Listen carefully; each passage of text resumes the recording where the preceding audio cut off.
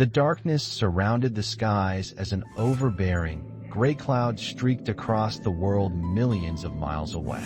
The dusky beach lay ensnared by multitudes of particles of the darkness, camouflaging rocks in the sand and blackening the blades of grass.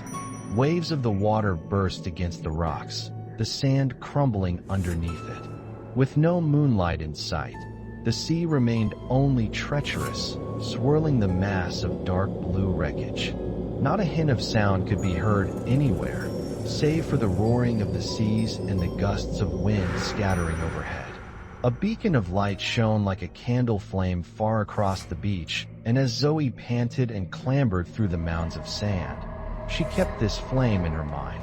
She saw the fire was coming from a campfire near the water's edge. She urged herself to reach it with every breath she exasperated. There had to be people still near it. It was her best bet. It was past midnight, not another building for miles. If there were still people here, they were the only way she could make it out alive. The beach was barely deserted, but there was every chance that whoever had built that campfire could still be there. With a phone and a close-by car, perhaps. Light footsteps sounded across the sand over her shoulder. She didn't look behind her, but they were just as hastened and urgent as hers. As she fought down tears, she sprinted across the sand, praying for those steps to get quieter and quieter. The campfire was burning brightly, and she only had to get there in time. The sting of saliva filled her mouth, her feet losing their battle on the sand. She couldn't head for the water. The waves were too rough, and he was a better swimmer than her. You come back here right now, or I'll get you anyway. And when I do, I'll make sure you hurt for the rest of your life. The vicious voice tore past her ears with resonance she didn't fear to doubt. The footfalls accompanied by it sped up, getting louder and closer with each passing second, a speed that her own feet could not match. I'll make you pay for this. Anger. And when it came from someone like that, all you could try was to get as far away as you can. Her legs grew strained and fitful, her breathing more uneven and rapid. The fire was nearing in sight. Her vision was shaking in her strides, and she couldn't yet make out if there was anyone still there. Maybe a young couple who'd had the same idea as Zoe and Warwick, to come out here and make love. But it had turned so predatory when he tried it with her. When Warwick dug his nails into her thighs, it had felt less like an act of passion and more like he didn't care about her. That he'd take her in any way he wanted, and she was only along for the ride. That it wouldn't matter about her feelings. He had no sensitivity in his heart. He'd practically torn at her bra, reaching inside her shirt and trying to wrench it forcefully away.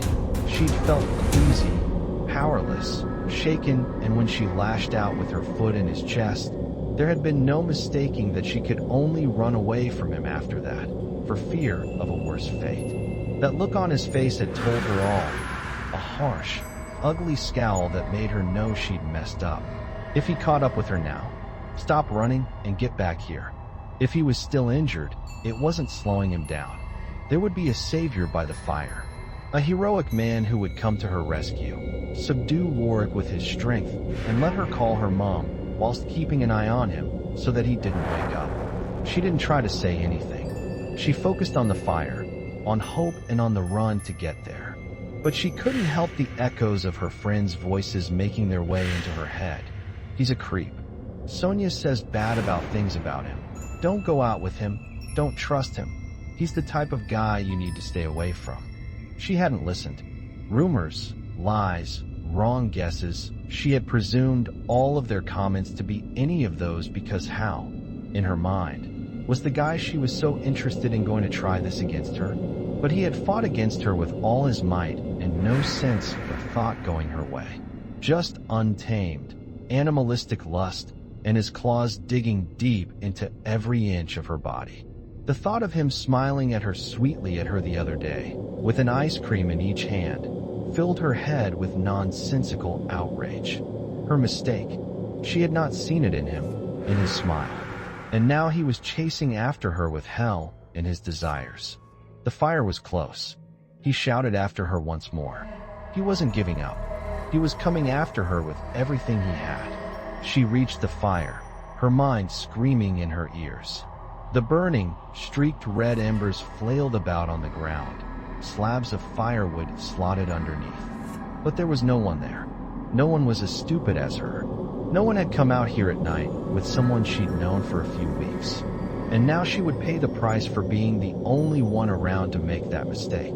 She collapsed to the ground, gasping for breath, the soft sand pushing up against her body, itchy. A silent scream echoed from her lips, her eyes zooming madly about from one side of the fire to the other in case she had missed someone sitting there. But whoever had built that fire was long gone.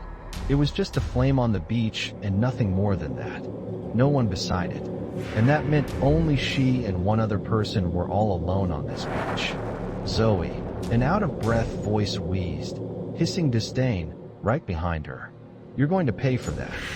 Tears filled her eyes. No more desire to fight left in her lungs as she felt his presence past her shoulder.